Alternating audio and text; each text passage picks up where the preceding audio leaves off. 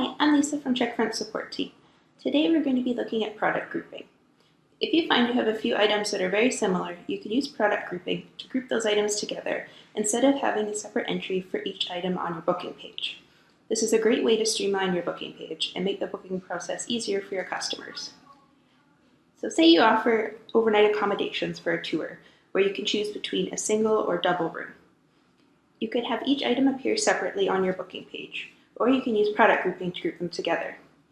Say you already have an item for your single room and your double room, as you can see here. These two items are going to be the child items in the grouping, so all you need to do is create a parent item. The parent item is what will be displayed on the booking page.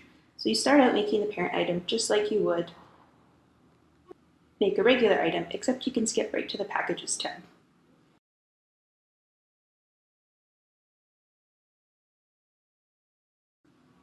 Before you can go all the way to the Packages tab, you will need to attach a parameter.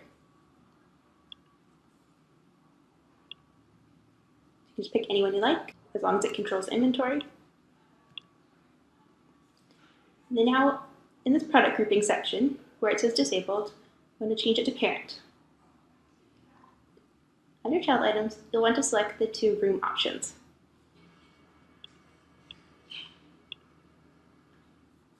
And then save. And that's it. Now to see how it'll look. Now when your customers go to your booking page, they'll see overnight accommodations. They click book now. They'll see a drop down where they can choose between the single or the double room. I hope you found this helpful. If you have questions, you can email support@checkfront.com. Have a great day.